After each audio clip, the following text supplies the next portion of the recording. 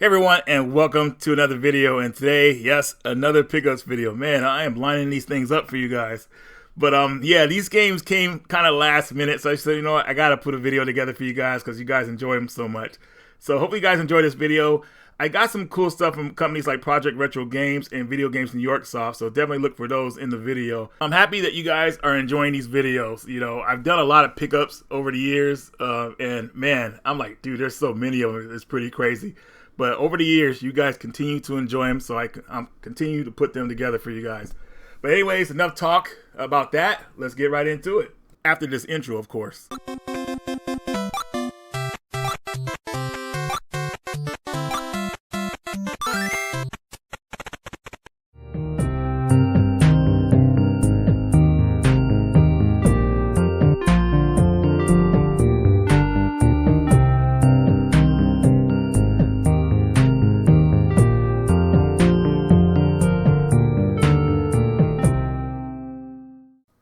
Here's a couple of games I got from Video Games New York. Here's Overdriven Evolution. Now, I played this game a little over a year ago, and I remember I got to give feedback about it. And what I said about it was the learning curve of this game was pretty tough because it gives you the correct information on how to play the game, but the first level was just too brutal. I barely got past it. But thankfully, my feedback and others went back to the developers and they adjusted it because you want a game to pull people in. You don't want the first level to be too hard. You want it to have the mechanics, of course, so you get used to things. And then it gets slightly more difficult as you go on, or even just maybe even super hard during the last level or something like that.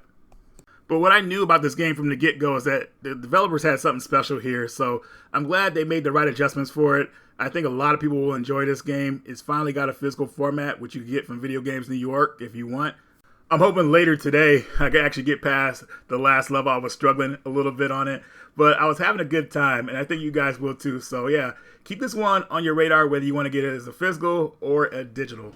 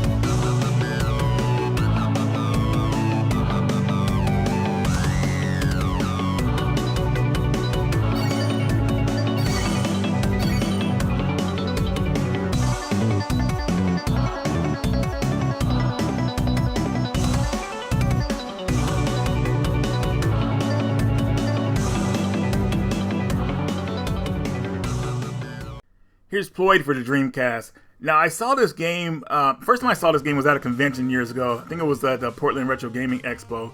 And I saw that it came out for NES, but I hadn't heard of it. So I was like, what the heck is this? And then after that, I kind of forgot about it. That was until I saw that Video Games New York was doing a Dreamcast version. And the Dreamcast version includes the EX mode, which is another story mode. The game already has 8 worlds that you go through in the regular campaign, but the EX mode adds some more story to it. So this game is about I would say your character has to kind of go back in time a bit and fix some things. I don't go over too much of the plot. It's not simplistic, but it is very interesting, I would say. So if you want to copy this game, Video Games New York has it at their store. I don't know how many copies they got left of it, but yeah, I'm just glad this game got a physical format. It was nice that it came out on the NES, but those copies are very limited. I feel like the Dreamcast version is more, it'll get in more people's hands, as well as if you want the game as digital, it's available as digital as well.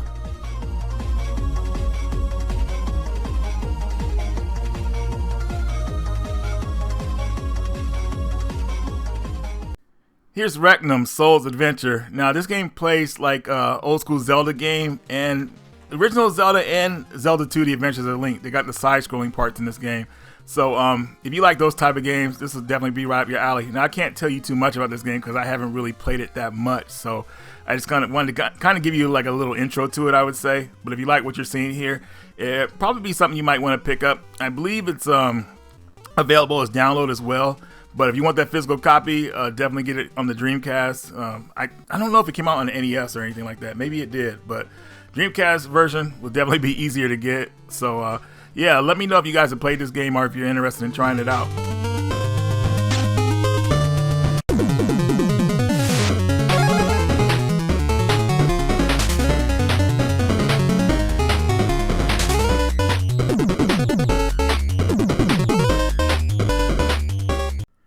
And now let's take a quick look at some games from Project Retro Games. I think you guys will really like these releases. Project Retro Games has also put together a Metal Slug 25th anniversary set. 25 years, man. Jeez, has it been that long?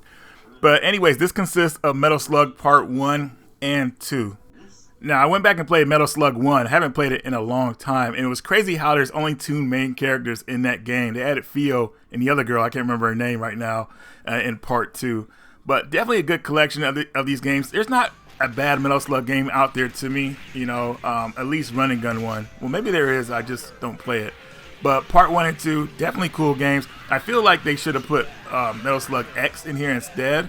But if you play Metal Slug 2 in here, as long as you're not playing 2 players, you probably won't see too many errors. But definitely a good collection of games. Man, 25 years of Metal Slug, wow. And we still haven't got Metal Slug 8. What is going on?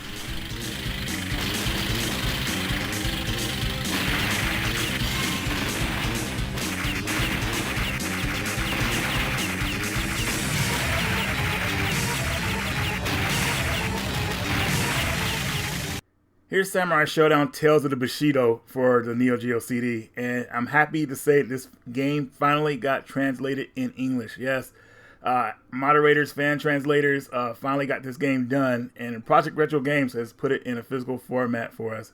So if you're into the Samurai Shodown games, they were mainly known as fighting games. They did have some spin-off games, which is one is this RPG. But this RPG is awesome because it goes into a lot of the lore of the story with characters and everything like that. So if you're a fan of those games, this is something you definitely might want to pick up. Now, I'm not going to go too much into the game's story, but I will tell you this, that you're able to choose between 6 characters, and you can have over like 70 party formations in the game. But there's a lot of monsters to fight definitely in this game, lots of cool special moves, and just overall, I feel like it's a great story. Now, the loading times, to me, They were minimal. Not minimal. I would say they're okay. I mean, they're definitely, you could get used to them. But if you play on a system, probably like the Poly Mega, the load times are probably non-existent. So I just want to put that out there. But anyways, definitely something really cool here. And I do want to show you guys the case and manual more close up and everything. So first thing, of course, I want to show you guys the manual. And of course, you guys know that Project Retro Games does pressed games only. So these games are pressed on the disc. And this manual, you can see it's in full-blown English. I will try to get some more close-ups for you of the characters here. And here you can see the characters that appear in the game. You know, one of my favorites, Jinjiro. I haven't tried him yet, but yeah, it's just, and the art designs are great in this. I wish they would have used this in some of the earlier games as well. But they went all out for this RPG, and it's a shame that it was never officially released in America. But now we have it, and I'm happy with that.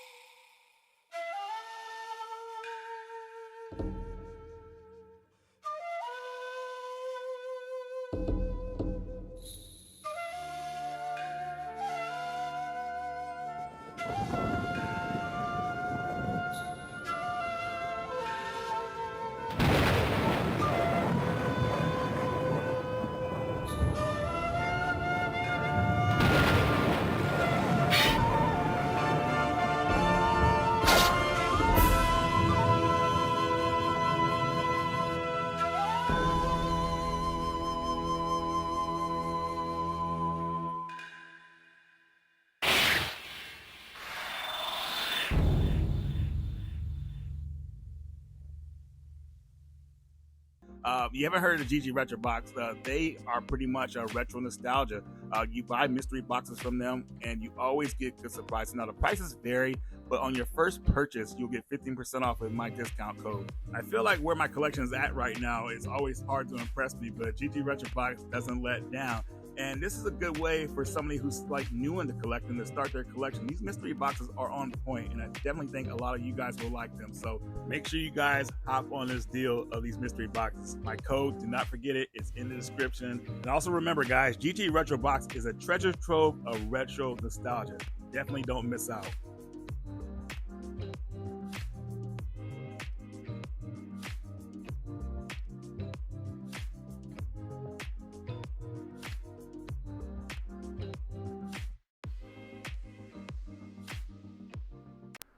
I got King of Fighters 98 simply because it's King of Fighters 98. I love this series, as you guys know.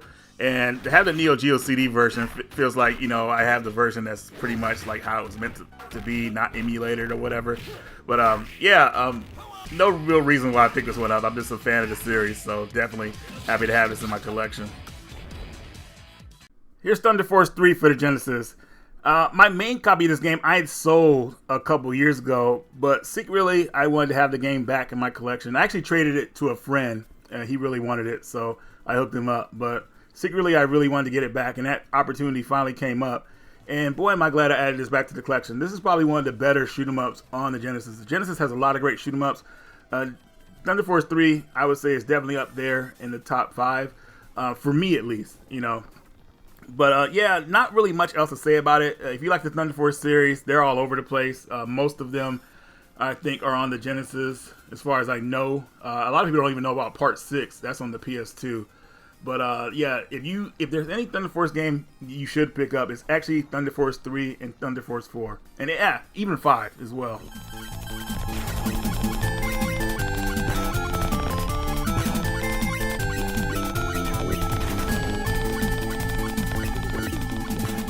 Here's Art of Fighting for the Neo Geo CD. Now, I'm not saying this is a great fighting game. At the time when I was a kid, the game looked great, but playing it now, I hate the bar where you have to kind of charge up your chi to do like special moves. That could be pretty annoying and put you in some unbalanced situations.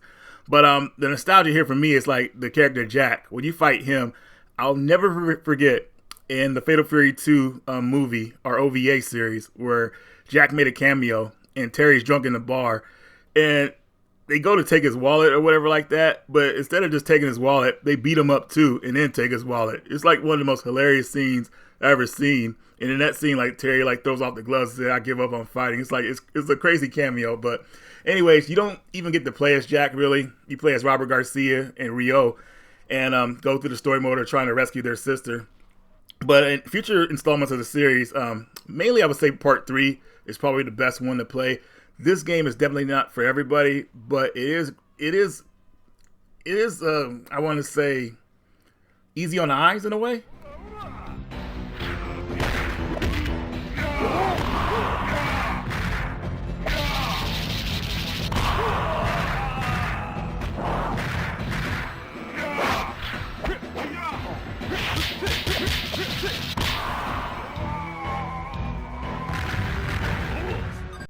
Here's Windjammers Collection. This consists of Part 1 and 2. Now, this is the Switch version, which comes in a pink box over the blue box that the PS4 version came in that you guys saw I originally had. Now, I really like this game, so having it on a portable system is the way to go. And I think a lot of people who like arcade sports types games that are pretty fast-paced, got some cool moves, will definitely enjoy this game. But, of course, I do want to kind of get into the gameplay here of the first game and the second game. So going into the gameplay here, Windjammers is a lot of fun. You know, I didn't like it at first. I thought it was a bit tough, but once I got used to things, it really took off for me. Basically in this game, you want to make sure you know how to counter your enemy pretty much. Now, they'll throw the frisbee at different angles, so you have to be prepared for that. But also, you have to learn each of your opponent's super moves. You have to know how their super moves are angled at you because they'll get you with that stuff. And you have to be careful just to cover your ground pretty much, you know. If you're able to cover your ground, you'll do well, but it could get tough, but not too hard to where you're going to want to quit. You know, it's a lot of fun, and it's just fun to learn this game.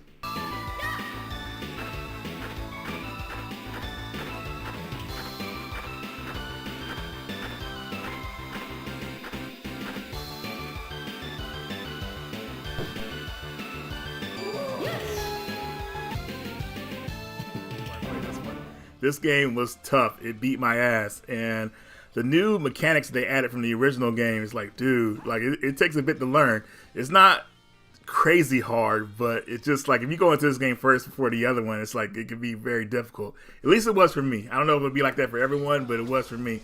But it didn't stop me from enjoying this game. And, you know, I prefer, you know, sprite-based graphics, but I understand the art style, why they went this way. You know, sprites are very hard to do, very time-consuming.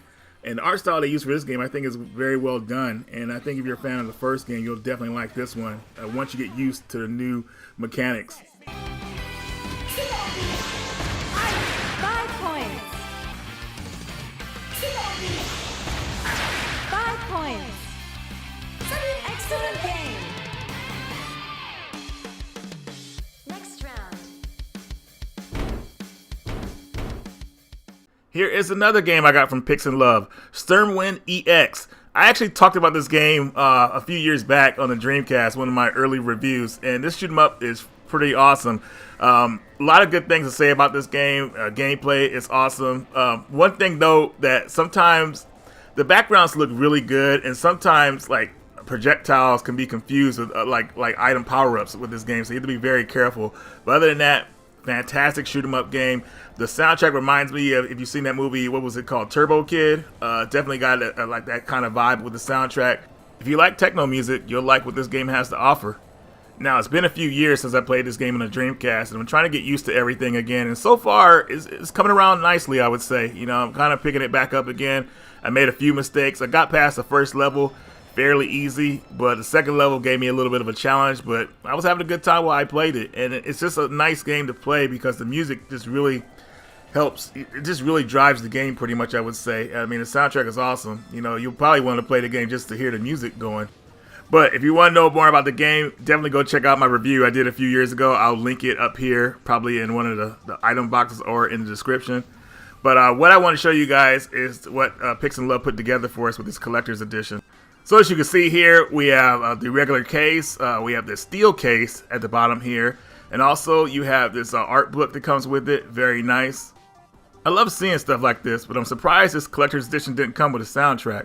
But either way, still what it came with is very nice, very awesome. And there's a little history about the game as well. It's early startings pretty much. So definitely, I think people will want to pick this up.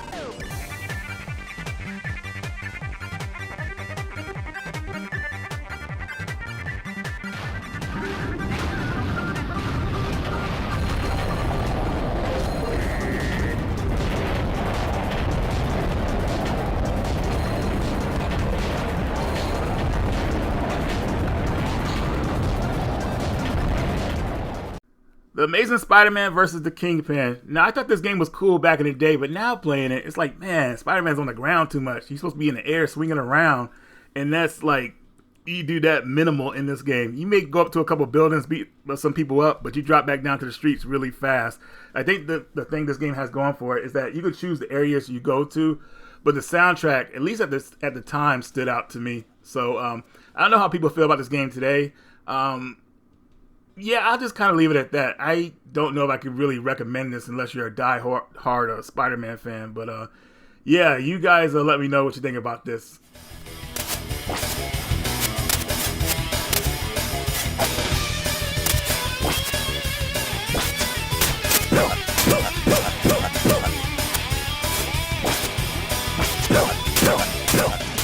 Here's Magical Drop 2 for the Neo Geo CD. Now, I didn't really see this game in arcades much in the Neo Geo caps. I mostly saw like games like Puzzle Bobble, what we know as Bust a Move. But this is actually a fun puzzle game, and pretty much you're trying to stop the ceiling from collapsing on you by matching up the balls with each other, or the crystals, I would say.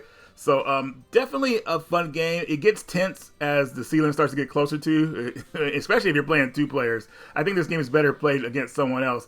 But it's definitely a fun puzzle game that I think a lot of people could get into.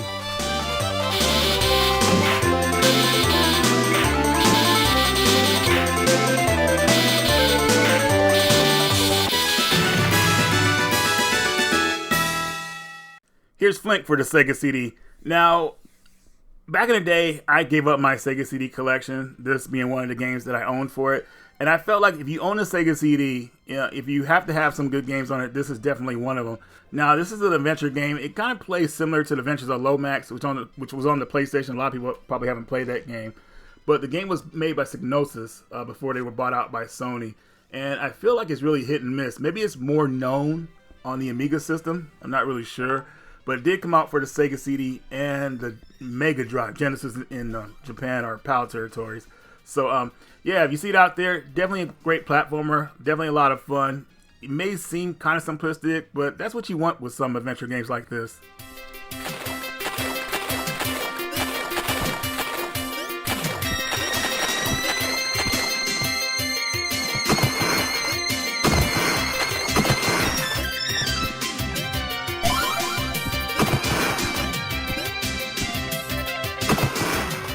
Here's Garou, Mark of the Wolves, also known as Fatal Fury, Mark of the Wolves. As of now, this is the last game storyline-wise in the Fatal Fury series, and this came out pretty much at the end of the Neo Geo's life cycle, back when they were pretty much about to go bankrupt. This was one of the last games made. But SNK is back, and a lot of their games are being re-released for modern platforms, and I got this from Pixnlove.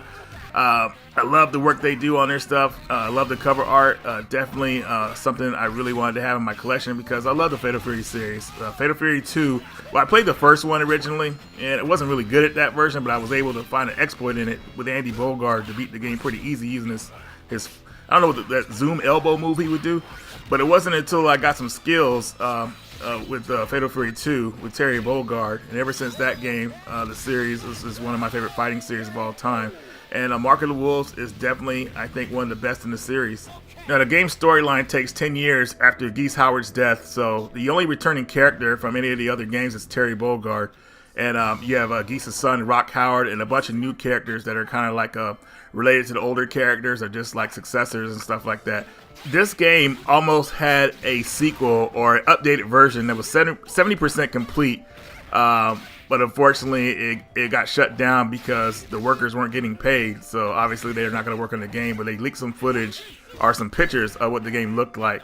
Now, pretty much from the photos, it looked the same. But I noticed a character in there. It looked like Joe Hadashi's successor, which was this female Muay Thai fighter, which looked pretty cool. But unfortunately, we never got to see her in action. But hopefully, one day, SNK might bring this project back. Well, I guess it's pretty dreamy to think they'll actually work on the 70% build again. We actually have a new game coming out, which I'm pretty sure a lot of you guys have seen. Hopefully that game will be good, but of course we go back to this one. This one is awesome.